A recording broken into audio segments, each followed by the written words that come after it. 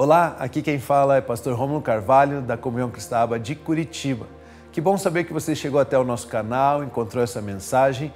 Queremos então ter um momento de louvor e depois uma mensagem que com certeza edificará a sua vida espiritual. Continuem abençoados.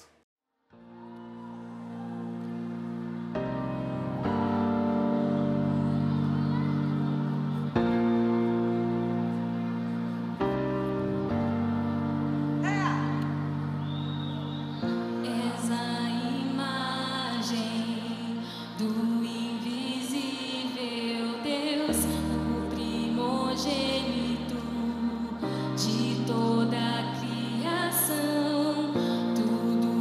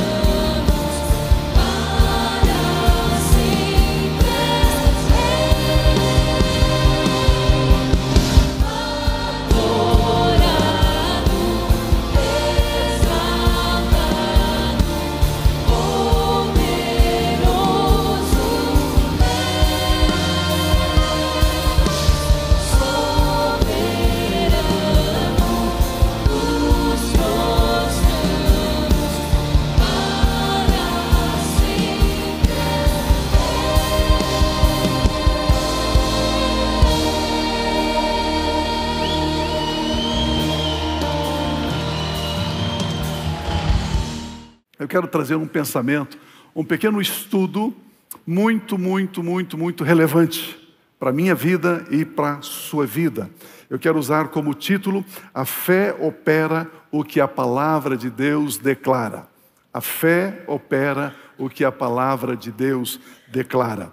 Eu quero ler inicialmente 3 textos bíblicos, e aí nós queremos pensar a partir desses textos. Vamos ler, por gentileza, o Evangelho de João, capítulo 1, versículos 1 e 2, onde a palavra de Deus diz assim: no princípio era o verbo, a palavra. No grego o verbo é logos, palavra, verbo. E o verbo estava com Deus, e o verbo era Deus. Ele estava no princípio com Deus. É claro que esse logos, esse verbo, essa palavra é o Senhor Jesus Cristo. Nós queremos ministrar um pouquinho sobre a fé que opera aquilo que a palavra, que o logos, que o verbo declara. Vamos ler ainda, por gentileza, Gálatas 3:11, que diz assim, Gálatas 3:11. E é evidente que pela lei, é evidente que pelas obras, é evidente que pelo esforço humano, quem? Ninguém é justificado, é declarado justo diante de Deus. Por quê? Porque o justo viverá pela fé. Hebreus capítulo 10, versículos 37 e 38, nós temos novamente esse mesmo pensamento. Porque ainda dentro de pouco tempo, aquele que vem virá e não irá demorar. Mas o meu justo, aquele que tem a palavra, o logos, a vida, viverá pela fé. O justo vive pela fé. Queridos, a palavra viver aqui na língua hebraica significa preservar, sustentar, viver, prosperar. Mas nós também temos a palavra viver na língua grega, que significa estar em pleno vigor, ser forte, eficiente, eficaz, ativo, potente. E a palavra grega zal. Esse texto está dizendo que o justo, aquele que crê em Cristo Jesus, que é justificado pela fé em Cristo e não pelas suas obras, não pelo seu esforço, ele é eficiente e ele é eficaz. O que é ser eficiente, pastor? A eficiência é o ato de fazer certo as coisas com menos recursos possíveis. Eu tenho poucos recursos, mas eu faço a coisa acontecer. Isso é eficiência. O que é eficácia? Eficácia é fazer as coisas certas, obtendo excelentes resultados. Quando a Bíblia Sagrada diz que o justo vive, a palavra hebraica shaiha e a palavra grega zal, pela fé, a Bíblia está declarando que viver pela fé é viver com eficácia e é viver com eficiência. É viver com eficiência, ou seja, é fazer as coisas mesmo tendo poucos recursos. Essa história, pastor, se eu tivesse um carro eu iria para a igreja. Isso não é viver pela fé. Isso não é viver com eficiência. Viver pela fé, viver com eficiência, é viver o que a Bíblia diz, fazer as coisas mesmo tendo poucos recursos. Viver pela fé é viver com eficácia, é fazer as coisas certas, é terminar, é trazer a resolução da situação. Estão comigo aqui ainda? Meu primeiro ponto é: a fé funciona. A fé funciona. O sentido é que Deus, Ele deixa fluir tudo dele através da fé. Imagina comigo, sobre o nosso teto, sobre o nosso forro, existe o reino de Deus. Vamos imaginar assim, existe o reino de Deus. Então existe tudo o que Deus é e tudo o que Deus tem sobre esse forro. Para que eu possa acessar, eu preciso de um canal. Eu preciso de uma comunicação. Eu preciso de um duto. E esse canal, essa comunicação, chama-se fé. A fé é o que me conecta com o reino de Deus, com o que Deus é e com o que Deus tem. A fé como um duto, como um canal, me faz acessar aquilo que Deus tem. Vamos entender um pouco isso aqui. Vamos entender. A palavra fé é um substantivo. A palavra crer é um verbo. Existe ainda um outro verbo que é acreditar. Fé, crer e acreditar. São três coisas bem diferentes. Eu sei que eu misturo essas coisas de vez em quando. Eu falo acreditar querendo dizer crer. Eu falo crer querendo dizer fé. É aquele irmão que diz assim: Pai Celestial, obrigado pelo teu sangue vertido na cruz. Não foi o sangue do Pai que foi vertido na cruz, foi o sangue de Jesus. Mas na oração a gente se empolga um pouco e mistura, né? E mistura as coisas. E graças a Deus que Deus sabe, né? Que nós somos, em alguns aspectos, nós somos ainda criança, né? Dê um pratinho de chocolate derretido para uma criancinha de 1 ano e uma colherinha na boca. É claro que ela não vai colocar o chocolate só na boca. Vai colocar no olho, na orelha, né, no rosto. E eu e você muitas vezes fazemos isso com as verdades espirituais. Nós misturamos um pouquinho as coisas. Mas que eu quero, com a graça de Deus, como eu disse, eu quero caminhar com você neste pensamento. Fé, crer e acreditar. Vamos aprender primeiro a diferença entre crer e acreditar. Acreditar, como eu disse, é um verbo que significa ficar convencido com base na experiência, na ocorrência dos fatos. Eu vou tendo experiência com algo e eu começo a acreditar naquilo. Acreditar. O acreditar está ligado à experiência. Crer não. Crer é receber, crer é agir. Por exemplo, crer em Jesus Cristo é receber, é pegar Jesus Cristo, pegar Ele. Eu creio em Jesus Cristo antes que eu tenha qualquer experiência. Ok? Antes que eu tenha qualquer bênção da parte dele. Eu creio em Cristo Jesus. É diferente de acreditar. Crer é um ato da nossa vontade. Crer em Cristo Jesus é direcionar a nossa vontade para Cristo Jesus, para Ele, não para nenhuma experiência que eu possa ter com Ele.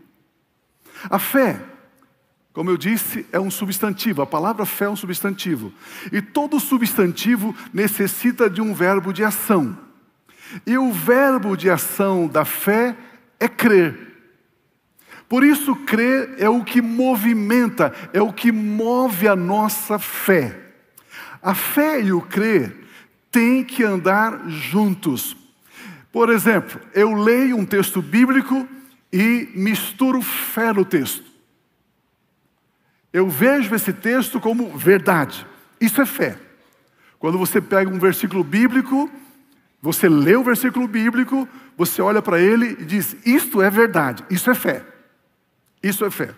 O que você precisa agora? Você precisa agir em cima do que o texto diz. E para agir, você precisa de crer.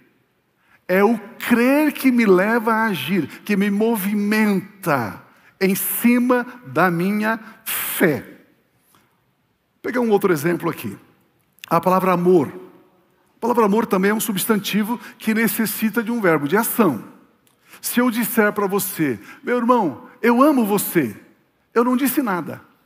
Não significa nada, eu não falei nada. Por isso, meus irmãos, homens, né? Se a sua esposa reclama, você não diz, eu te amo. Pode dizer, não significa nada. Pode falar à vontade. Você não está dizendo nada quando você diz para alguém, eu te amo.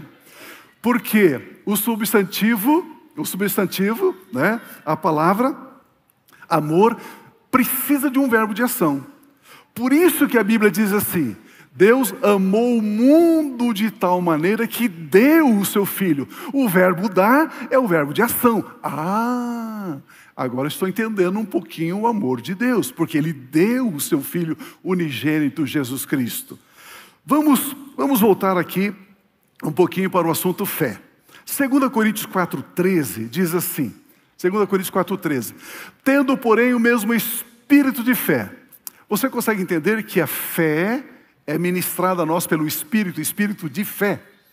E nós temos o quê? o mesmo Espírito, a mesma medida de fé que eu tenho, cada um de nós tem a mesma quantidade, a mesma medida. E o texto diz, como está escrito, eu criei, fé mais crer. Eu criei, eu tenho a fé, agora eu creio. Criei, por isso falei. Também nós cremos, por isso também nós falamos. Aleluia. Então todos nós temos o mesmo espírito de fé. Está nos ensinando a Bíblia Sagrada. Eu não tenho mais fé que você. Mas a fé é como um músculo que nós exercitamos. Quanto mais exercitarmos um músculo, mais forte ele fica. Quando você vai para a academia, como eu, todos os dias, e faço aquele movimento para ter esse corpo perfeito. Aleluia. Aleluia, glória a Deus. Então você precisa ir para a academia, você pega lá aqueles pesos, né, e puxa ferro, e faz os movimentos e tal. Você então vai fortalecendo o seu músculo, os músculos do seu corpo, ok? Eles vão ficando mais forte, mais potente. Quanto mais você usa a fé, mais forte ela fica. É como um músculo. O justo vive pela fé. Ou seja, o justo é eficiente e eficaz pela fé, diz a Bíblia Sagrada. Amém? Em 1 João 5,4 diz o seguinte: porque todo o que é nascido de Deus vence o mundo. E esta é a vitória que vence o mundo, a nossa fé. Todo aquele que é nascido de Deus vence o mundo, diz a Bíblia. Ao ler o texto, você precisa dizer assim, isso é verdade. E ao dizer isso é verdade, você tem fé no texto. Você tem fé na palavra. Você tem fé no Logos. Você tem fé nessa verdade da Escritura. Agora, os que creem que Jesus Cristo... Agora, como é ser nascido de Deus? Pastor, como que eu posso nascer de Deus? Todo aquele que crê que Jesus Cristo é o Cristo, que Jesus Cristo é o ungido de Deus, esses nasceram de Deus. Para eu nascer de Deus, eu preciso crer e receber Jesus Cristo. Ao crer e receber, pronto, eu nasci de Deus. E ao nascer de Deus, agora eu preciso ter fé e crer para vencer o mundo. Agora necessitamos misturar fé no texto bíblico. A fé vem acompanhada pelo crer. O crer é o verbo de ação do substantivo fé. Agora então eu posso agir. Como o crer age, pastor? O crer age falando, declarando o texto bíblico. Ao falar, você coloca também o seu crer em movimento, em ação. Se dissermos assim, eu creio que Jesus Cristo é o Cristo, pronto, eu sou nascido de Deus. Por isso, eu venço o mundo pela fé. Aleluia. Ao praticarmos isto, você então começa a obter a vitória de Deus sobre as adversidades das áreas da sua vida. Vamos entender isso. Quando eu digo, eu sou nascido de Deus, então eu venço o mundo. Eu somente posso dizer que tenho fé se eu crer. E o que demonstra que eu creio é quando eu digo. Vamos montar aqui uma continha. Fé mais crer, mais dizer, é igual resultado. Você não pode somente ler um texto bíblico e dizer, você precisa crer. Crer é a ação da fé. E falar é a ação do crer. Então é pegar o texto bíblico e dizer, é verdade, para mim é verdade. Pronto, você tem fé nele. Agora eu creio, agora eu movimento, eu faço o que o texto diz. Eu declaro, eu confesso esse texto. Aí você vai obter a promessa contida naquele texto. Aleluia. Vamos ver esse exemplo aqui de Isaías 54:17. Isso aqui é muito bom. Nos ajuda a entender esse mecanismo desse duto chamado fé para acessar aquilo que Deus já me liberou, mas eu não consigo acessar porque eu não sei como usar a fé. Meu irmão, não basta dizer assim, eu tenho fé. A Bíblia diz que o diabo tem fé e estremece. Nós precisamos saber como usar a fé, como movimentar a fé. Olha esse texto. Nenhuma arma forjada contra você prosperará. Opa, tem crente aqui hoje. Eu vou ler de novo. A Bíblia está dizendo, Deus está dizendo, o Logos está dizendo, a palavra está dizendo, nenhuma arma forjada contra você irá prosperar. Aleluia. E você, pode aplaudir. Aleluia. E você tem a autoridade para condenar toda língua que quiser acusar você em juízo. Porque esta é a herança dos servos do Senhor e a sua justiça que procede de mim, diz o Senhor Deus. Aleluia. Vamos pensar um pouco. Amados, arma alguma prosperará contra a minha vida, declara a palavra de Deus. Toda calúnia, palavra de ódio, de fracasso, de morte, de maldição, de inveja, falada contra a minha vida, contra a sua vida, não se cumprirá. Pastor, eu saí da empresa e meu chefe, meu patrão, me amaldiçoou. Basta você dizer, nenhuma palavra lançada sobre a minha vida irá prosperar, porque está escrito, eu tenho fé nessa palavra. Eu creio porque agora eu declaro isso para a minha vida. Pastor, eu saí de uma igreja e quando eu saí da igreja o pastor me amaldiçoou. Pastor, por isso que não está dando nada certo na minha vida. Esqueça isso. Nenhuma palavra de maldição sobre a sua vida vai se cumprir em nome de Cristo Jesus. Você tem autoridade para invalidar essas maldições. Espírito de inveja, espírito de ódio, palavra de morte contra você, você pode invalidar tudo isso, porque a Bíblia assim garante. Crie, por isso falei. A fé não fala, mas quando a fé é movimentada pelo crer, então nós falamos. A ação da fé que é o falar. A obra da fé é falar. Aleluia. Eu vou bater na tecla algumas vezes, de alguns ângulos diferentes, isso vai nos ajudando. O crer é a ação da nossa fé.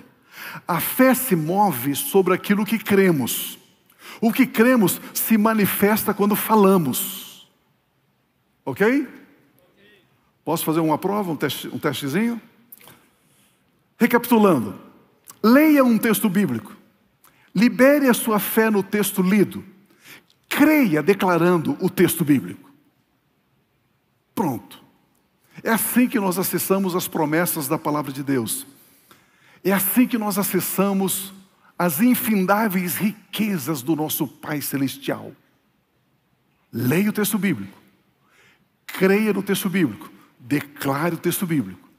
E aquilo que aquela promessa contém é liberada sobre a minha vida, liberada sobre a sua vida, em nome de Cristo Jesus. Amém. Me acompanhe aqui, por gentileza.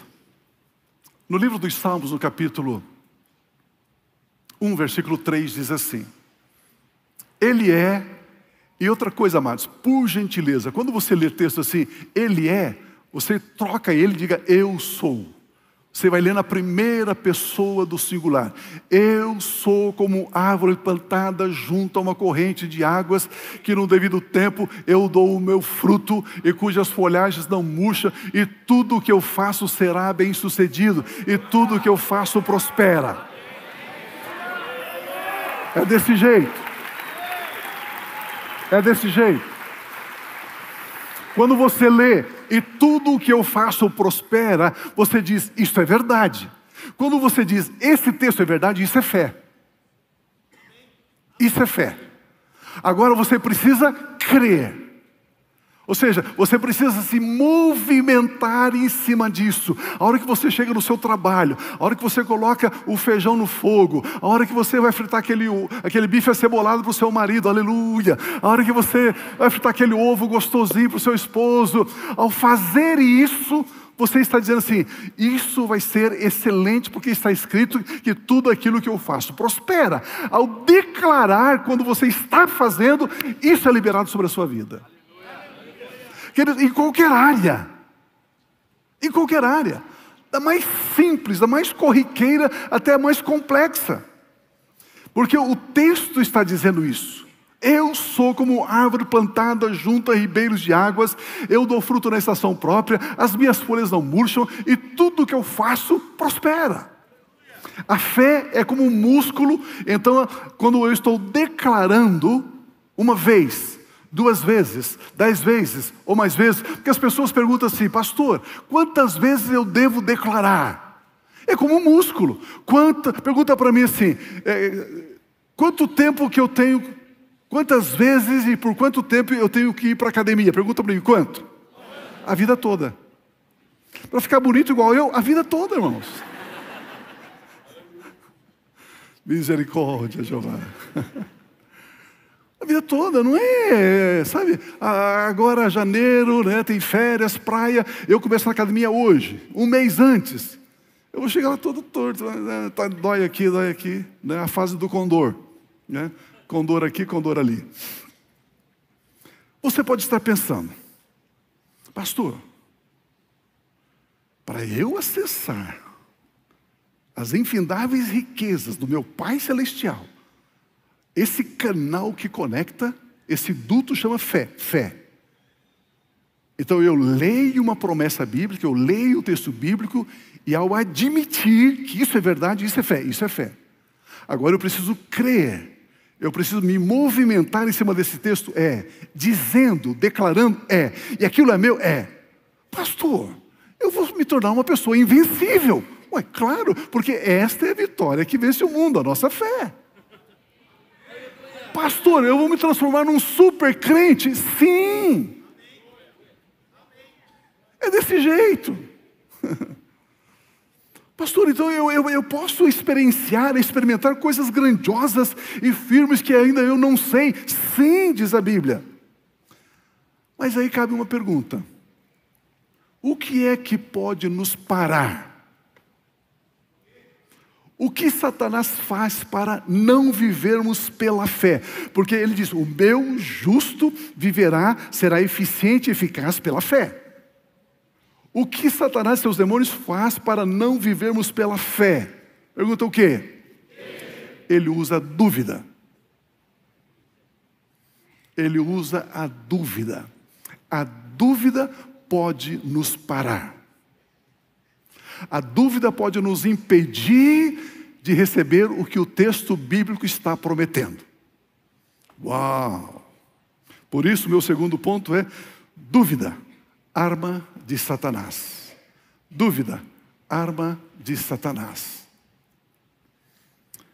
Fé é a convicção de que a palavra de Deus é verdade. Deixa eu repetir isso. Fé é a convicção de que a palavra de Deus é verdade. Crer é agir de acordo com a convicção da nossa fé. Crer é declarar a palavra de Deus. Mas quando a dúvida entra em nossos corações, nós recusamos a agir, nós recusamos declarar a palavra de Deus. A dúvida nos paralisa. Assim como a fé vem pelo ouvir a verdade da palavra de Deus, diz a Bíblia, assim também a dúvida vem pelo ouvir o que não é verdade. Como que o diabo faz chegar até o meu coração a dúvida, pastor? Através das mentiras. Por exemplo, fala ou não fala? Você recebe um diagnóstico médico. Foi lá, fez os exames. Aquilo é verdade ou mentira? Mentira. Aquilo é mentira. Ó, tem um crente aqui hoje, aleluia. Aquilo é mentira. Não, mas pronto, já está com dúvida. Aí a promessa de que Jesus já levou sobre si as nossas dores e enfermidades, você não vai desfrutar dela. Queridos, olha que impressionante isso. A dúvida vem pelo ouvir o que não é verdade. Toda mentira traz dúvida. Portanto, rejeite a mentira, rejeite a fofoca, rejeite ficar pendurado nas redes sociais. Ei, gente, fica lendo alguns jornais aí, são mentirosos. E você se alimenta de mentira, isso gera dúvida em você, isso gera medo. E esse medo vem contra as nossas vidas e nos impede de acessarmos aquilo que Deus prometeu para cada um de nós.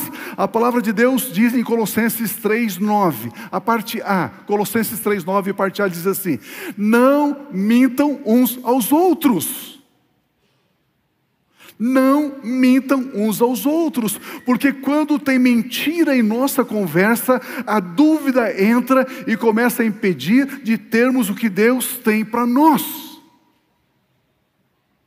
Porque quando você mente para mim e eu minto para você, entra a dúvida no meu coração e no seu coração também. Você também começa a ser contaminado pela dúvida e você então está impedido de receber o que a promessa de Deus declara.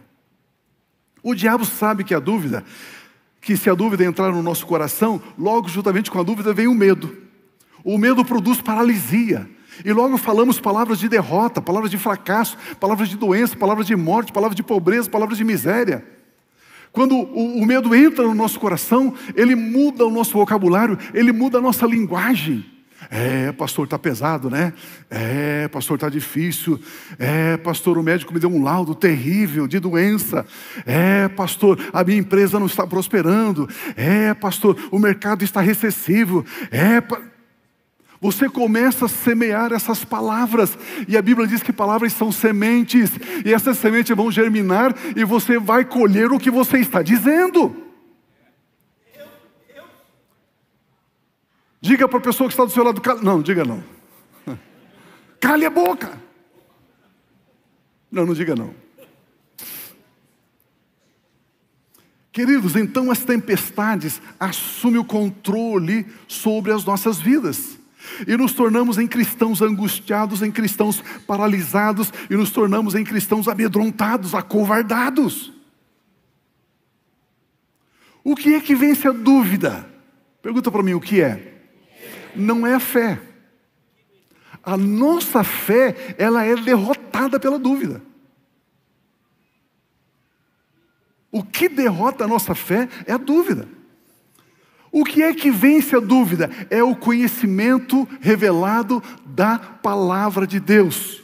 Como adquirir o conhecimento espiritual? O conhecimento é o resultado do agir, do nosso agir sobre a palavra de Deus. Agora há pouco, eu montei uma armadilhazinha para cada um de vocês, dizendo, tivemos Fatem Word, estudamos o livro de Samuel, crescemos num conhecimento revelado naquela palavra tão maravilhosa. E você não estava aqui para ter esse conhecimento, porque é esse conhecimento que derrota a dúvida. Alô? É o conhecimento que derrota a dúvida. Por exemplo, se eu pedir para você, meu irmão, por gentileza, pega o seu carro, vai em tal lugar, faça isso e volta aqui. Você vai dizer assim, e você tem o seu carro. Você vai dizer assim, Pio, eu não sei dirigir, eu estou em dúvida. Você tem dúvida que você sabe dirigir? Sim ou não? Não.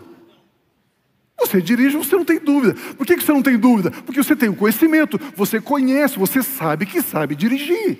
Então não tem dúvida. Aí o diabo pode ficar endemoniado e vir contra você que você não tem dúvida.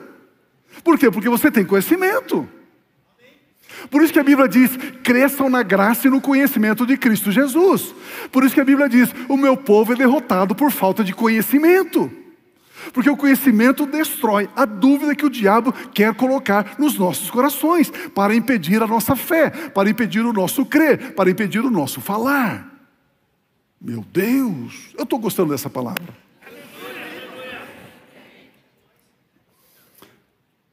Como a palavra de Deus age? Tendo fé nela, crendo, agindo e declarando. E quando ainda nós não temos o conhecimento revelado para agir? Pastor, eu sou novo convertido. Só faz 50 anos que eu estou na igreja. Eu ainda não tenho esse conhecimento todo. E aí então, pastor, eu sinto medo em situações, eu fico em dúvida em situações, eu me sinto paralisado em algumas situações, eu me sinto acovardado em outras situações. Pastor, eu até agrido pessoas para me defender. Olha aí. Por quê, pastor? Porque eu não tenho esse conhecimento. Não tenho. Eu não tenho essa maturidade. Pastor, então eu vou continuar sendo assolado pela dúvida, porque vai demorar o quê? 3 anos, 5 anos, 10 anos para adquirir um mínimo razoável de conhecimento para vencer muitos tipos de dúvidas. E até lá, pastor, o que eu faço? Vou ficar paralisado? Vou ficar angustiado? Como podemos fazer para não sermos derrotados, mesmo sem um total conhecimento? Através da obediência. Venha comigo aqui, por gentileza. O conhecimento revelado vence a dúvida. Mas quando ainda não temos o conhecimento, a obediência vence também a dúvida. A dúvida, por falta de conhecimento, será vencida primeiramente pela obediência. E depois a dúvida será vencida quando recebemos a revelação da palavra de Deus. Quando recebermos a revelação, aí essa dúvida também é derrotada. Por exemplo, eu tenho fé que Deus me ama. Quando eu creio que Ele me ama, eu sei que por isso Ele cuida de mim. E eu me movimento no meu crer, no meu confessar, confiante, calmo, sereno, tranquilo. Porque eu sei que Ele cuida de mim. Se a dúvida entrar em meu coração, Deus me dá uma arma poderosa para não parar de crer que Ele cuida de mim. Qual é essa arma? Essa arma é a obediência. Como eu disse, a dúvida derrota a fé. O que derrota a dúvida é o conhecimento. Mas enquanto o conhecimento não vem, o que derrota a dúvida é a obediência. Por isso eu obedeço mesmo sem fé. Vamos ver esse exemplo aqui. Agora prepare aí porque, eu vou tirar o cinturão aqui. Olha o que diz no Salmo 133, 1. Oh, como é bom e agradável viverem unidos, viverem em unidade os irmãos. Esse texto está escrito ali. A Bíblia está dizendo, é bom e agradável. Se ficássemos aqui na palavra bom ali no hebraico, quando Deus criou todas as coisas, Ele viu que era muito bom. É a mesma palavra, é bom. É perfeito, é agradável, é exuberante. Viver os irmãos em unidade, unidos. Ok? Ao ler esse texto, precisamos ter fé nele. Ok, isso é verdade.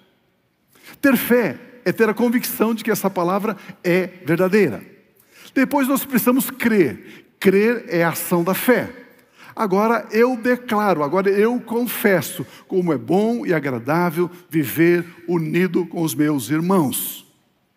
Mas se ainda eu não alcancei a revelação dessa verdade, eu não vi a profundidade espiritual do texto, ainda não tenho ainda a compreensão do que isso significa, eu busco viver em unidade baseado na obediência.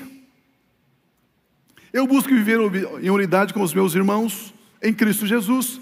Como assim, pastor? Eu obedeço. Eu vou ao grupo familiar. Eu vou aos cultos. Eu vou às atividades da igreja. Eu vou no Fatima Word. Aleluia.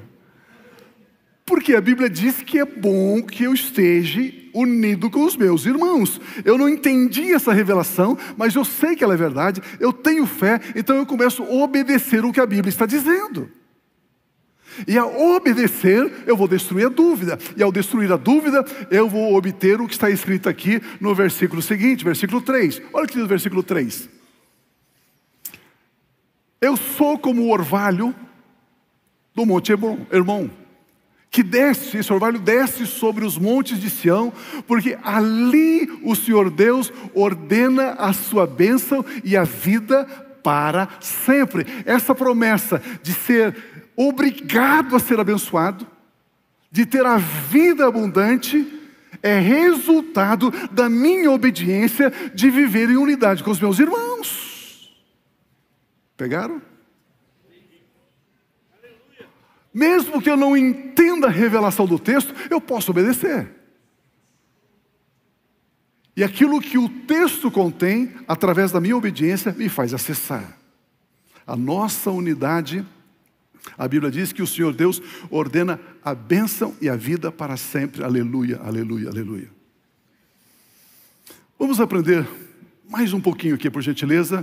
Daqui a pouco já encerramos, vamos participar da ceia. Olha João capítulo 15, versículo 15. João 15, 15.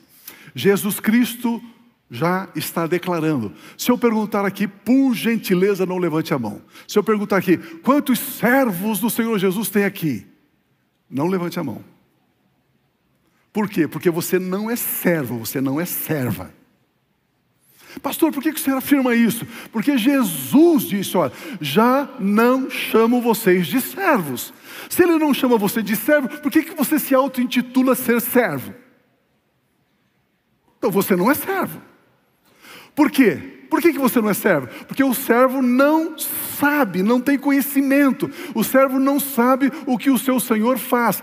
Mas Jesus tem chamado você de amigo, amiga. Se eu perguntar, quantos amigos de Jesus tem aqui? Aí você levanta a mão. E por que nós somos amigos? Porque tudo o que eu ouvi do meu Pai, eu lhes dei a conhecer. Agora eu tenho acesso ao conhecimento, e esse conhecimento destrói a dúvida, e quando eu leio a palavra de Deus, eu sei que ela é verdade, por isso eu creio, por isso eu confesso, por isso eu declaro, e aquilo que ela tem é meu. Meu Deus, que coisa linda, amados. O que é que caracteriza um servo? É o não saber, é o ignorar. Pelo fato do servo não saber o que faz o seu Senhor, o servo faz somente o que o Senhor manda fazer. E por que o servo faz somente o que é mandado? Porque ele não sabe.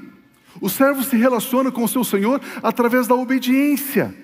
E por isso ele tem uma medida de bênçãos. Mas Deus não quer que você permaneça no estado, no status, na posição de servo. Ele quer que você tenha um conhecimento revelado. Esse conhecimento revelado te leva à posição de amigo. E como amigo você derrota as dúvidas e vence a vida abundante.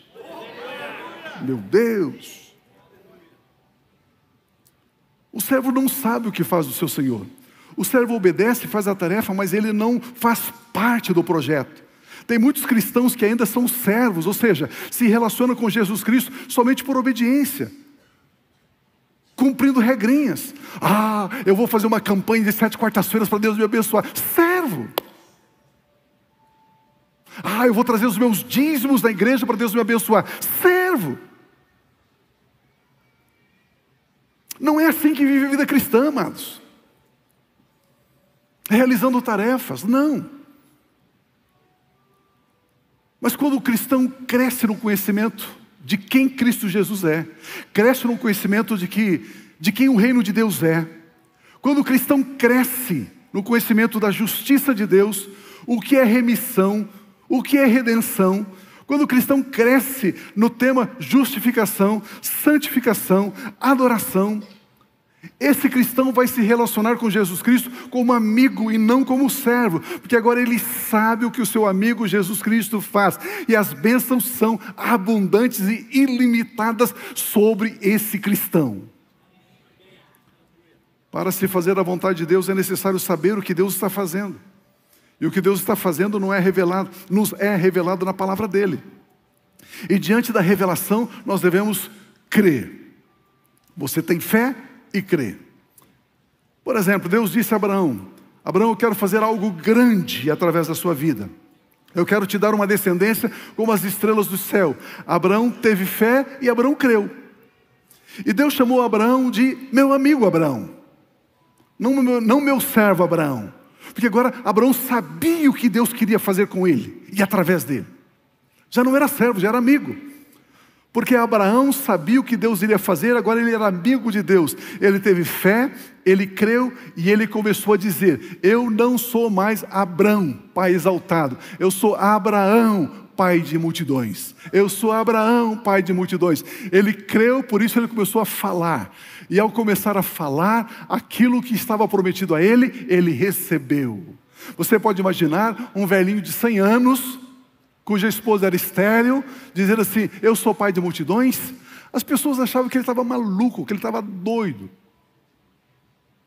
Só que ele tinha fé, ele cria e ele falava. Podemos obedecer a Deus sem fé, mas não podemos agradar a Deus sem fé. Porque obedecer sem fé é ser servo. Agradar a Deus é ter fé, é crer, é declarar, é conhecer Deus Pai, é conhecer os projetos de Deus para a sua vida. Como eu disse, podemos obedecer a Deus sem fé, mas não podemos fazer a vontade de Deus sem fé. Por isso, a Bíblia Sagrada diz que cada um de nós recebemos uma medida de fé. E o que caracteriza um amigo é que ele sabe. Sabe o que? Tudo. João 15 nós lemos, diz assim, porque tudo que ouvi de meu Pai, eu tornei conhecido a vocês. Jesus Cristo disse que tudo que ele ouviu do Pai, ele revelou a mim e a você. Para nos tornarmos em amigos dele e não ficarmos no nível de servos apenas. Você está vendo a diferença entre acreditar, ter fé e crer? Eu quero colocar o acreditar e crer como inimigos. Eu quero colocar crer e fé como amigos. Acreditar produz as crenças. Crenças são partes das experiências do coletivo. E nós acabamos absorvendo como forma de pertencimento a um grupo. As crenças podem se tornar importantes para os indivíduos. Por exemplo, os especialistas, que a gente nunca sabe o nome deles, né? Eles dizem o seguinte, comer ovo faz mal, vai aumentar o seu colesterol. Comer ovo faz mal, vai aumentar o seu colesterol. E aí então você para de comer ovo. Coitada das galinhas, né? Elas ficam tristes porque elas trabalham e ninguém desfruta do trabalho delas. Passa um tempinho, vem outros especialistas e dizem, não, o ovo é o alimento mais perfeito, o ovo é o alimento mais completo. Você precisa comer pelo menos 3 ovos por dia. Se você comer, você vai ter a imunidade melhorada, você vai ficar forte, você vai isso, fazer aquilo. Aí todo mundo sai comendo ovo e dando um trabalho terrível para as galinhas. Não é? Por quê? As pessoas acreditam. E aí esse tema do coletivo faz com que as pessoas se envolvam neles. As crenças podem se tornar importantes para os indivíduos. O acreditar é formado então com base em sucessivas experiências, como por exemplo, dirigir o carro. Se você tem experiência, você acredita que você dirige. Não é necessário ter fé para dirigir o carro, pois eu conheço, eu sei que eu sei dirigir o carro. Muitas vezes nós podemos nos apegar em crenças como se fossem verdades semelhantes à palavra de Deus. E aí está o problema. Aí está o meu problema, o seu problema, o nosso problema. Nós temos experiências, e essas experiências nós começamos a acreditar nelas. E quando a palavra de Deus diz algo, a minha experiência começa a invalidar o que a Bíblia diz. Ah, pastor, eu tenho 30 anos fazendo isso, e daí? Estavam conversando há pouco com os pastores. Embora Moisés tivesse tido a experiência de tirar o povo do Egito, as 10 pragas, os 10 milagres, Moisés viu o sobrenatural de Deus, o poder de Deus, a glória de Deus, mas quando ele está diante do Mar Vermelho, ele diz, Deus, o que eu faço? Ele não se baseou nas experiências passadas, ele precisava de uma palavra para agir.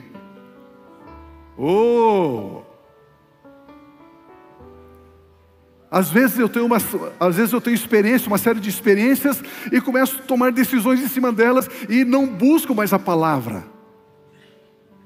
Não tenho mais fé na palavra, não creio mais na palavra, não acredito, eu começo a acreditar nas minhas experiências, e não creio na palavra. Percebe aqui a dificuldade, amados?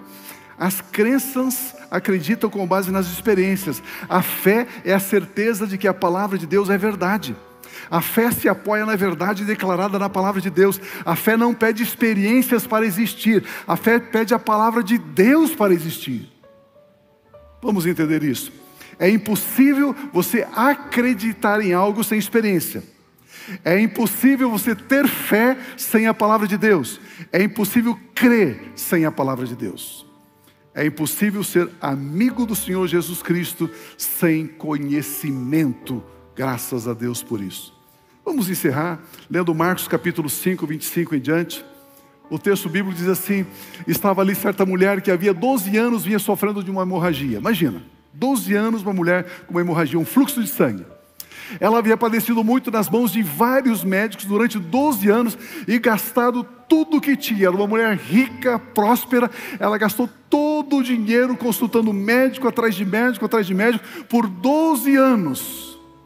Sem contudo melhorar de saúde. Pelo contrário, piorava cada vez mais. O piorava aí não é o pio, orava. Ok? É piorava. Né? Não tem nada a ver comigo ali. Ok? Vocês sabem que existem situações que não se resolvem naturalmente? Você tem experiência, você acredita e acha que essa sua experiência, por acreditar na sua experiência, você vai resolver aquela situação. De repente você aprende que não resolve. Existem situações que você precisa colocar o espiritual nela para que ela possa ser resolvida. Você precisa ter um texto bíblico, ter fé, você precisa crer e você precisa declarar o texto bíblico para que você possa resolver aquela situação. É isso que esse texto está nos ensinando. É necessário a ajuda do conhecimento de quem Jesus Cristo é. Precisamos do conhecimento espiritual para resolver muitas situações. Olha o versículo 27. Quando ela ouviu, tendo ouvido a fama de Jesus, falar sobre Jesus, a mulher chegou por trás dele, no meio da multidão, e tocou na capa dele, tocou no vestido dele. Ela ouviu falar sobre Jesus. A fé vem pelo ouvir. Ela adquiriu conhecimento sobre o Senhor Jesus Cristo.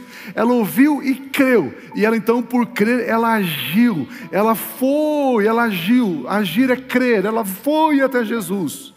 Porque ela dizia consigo mesmo, olha o próximo versículo. Porque ela dizia, se eu apenas tocar na roupa dele, ficarei curada. Ela ouviu, ela teve fé. Ela creu porque ela agiu. E ela começou a declarar com os lábios: se eu tocar nele, eu serei curada. Aleluia. Que coisa tremenda, coisa tremenda. Ela repetia vez após vez. Olha o versículo 29. Imediatamente, e logo a hemorragia estancou, e ela sentiu no corpo que estava curada daquele mal. Agiu com base no que creu, fez o que creu, depois ela sentiu. Sentir vem depois do crer. Pastor, eu estou com uma dor aqui, vamos orar. Nós temos uma palavra bíblica, fé. Nós cremos, agimos, oramos e declaramos a palavra. Ah, mas eu ainda estou sentindo a dor. Mas o sentir vem depois do crer. Primeiro eu creio, depois eu sinto. Ela sentiu que estava curada. Não é o sentimento que nos controla, que nos dirige. É o que cremos que nos faz decidir e agir. Olha o versículo 30. No mesmo instante, Jesus, reconhecendo imediatamente que dele havia saído poder, virando-se do meio da multidão, perguntou: quem foi ela? No grego diz assim: quem foi ela que me tocou? Olha o versículo 31. Next one, please. Os discípulos responderam: o Senhor está vendo que a multidão aperta, e ainda o Senhor pergunta quem me tocou? Imagina uma multidão de pessoas esbarrando em Jesus, tocando em Jesus. Vem essa mulher e toca. E Jesus para e diz: ei, quem foi que me tocou? Porque de mim saiu virtude, de mim saiu poder. Queridos, esta mulher, por ter fé, por crer e por declarar, ela roubou a bênção. Jesus não deu. Jesus ficou surpreso, de mim saiu virtude. Quem tirou virtude de mim? Eu quero conhecer essa pessoa. Eu preciso saber quem foi que obteve o milagre sem eu, Jesus, dar o milagre. Olha o versículo seguinte. Mas Jesus continuou olhando. Ele, porém, olhava ao redor para ver quem tinha feito aquilo. Ele continuava vendo. Ele continuava vendo. Ele continuou olhando para a comunhão cristã. Quem é que tem fé, que crê e que declara? Quem é que está obtendo os mistérios do reino? Quem é que está acessando as infindáveis riquezas? Quem é que está acessando o poder? E a solução está vindo na família, está vindo na saúde, e a resposta está vindo nas finanças, a resposta está vindo no ministério, a resposta está vindo nas emoções, nos sentimentos. Quem é este que está acessando aquilo que ninguém está acessando? Aleluia! Queridos, e no meio de uma multidão, no meio de uma tarefa importante que Jesus estava realizando, ele parou e disse: eu preciso conhecer essa pessoa.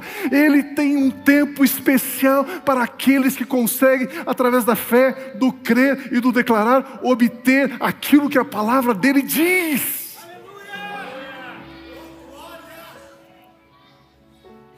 O versículo seguinte diz: então a mulher, amedrontada e trêmula, ciente, sabendo do que lhe havia acontecido, veio, prostrou-se diante de Jesus e declarou toda a verdade. Jesus, eu ouvi falar do Senhor. Eu tive fé. O Senhor é o Logos, o Senhor é a palavra. Eu tive fé na palavra. Eu comecei a agir, eu vim atrás do Senhor. E eu toquei nas suas vezes, porque eu dizia: se eu tocar, serei curado. Se eu tocar, serei curado da ginástica. Se eu tocar, serei curada. Se eu tocar, serei curada. Primeira semana, segunda semana. Se eu tocar. Quantas vezes que você vai na ginástica? A vida toda. Quantas vezes que você declara? A vida toda. Vez após vez. Olha o que Jesus responde a ela. Então Jesus lhe disse: filha, não serva, e também não amiga, filha. Olha o status, olha a posição. Filha, você foi salva porque teve fé. Vá em paz e fique livre desse mal. Filho, filha, filho, filha, filho, filha, filho, filha, filho, filha, porque você teve fé, porque você creu, porque você declarou, você está livre dessa opressão, você está livre dessa dor, você está livre desse medo, você está livre dessa angústia, você está livre desse problema, você está livre dessa situação, você está livre, declara o Senhor Jesus de Nazaré. Aleluia, aleluia, aleluia, aleluia, aleluia. Ele está dizendo: você está livre, você não está mais amarrado, você não está impedido de mover, você está livre. Porque você teve fé na verdade da palavra, você disse: essa palavra é verdade, você creu, você começou a mover, começou a se movimentar, você começou a receber as infindáveis riquezas. E quando ele chama a mim e a você de filho, de filha, sabe o que ele está dizendo? Você é herdeiro. Você é herdeiro de Deus e co-herdeiro com Cristo Jesus. Amados, que coisa extraordinária. Que algo tremendo. Pastor, qual é o meu limite? Não tem limite, meu irmão. Você está livre. Pastor, qual é o meu limite? Não tem limite. Por onde você passar, você vai como sal, você vai como luz, você vai como vida, você vai como rei, você vai como sacerdote, você vai como filho amado de Deus, filha amada de Deus. Aonde você chegar, você muda o ambiente. É desse jeito. É assim que funciona. Aleluia.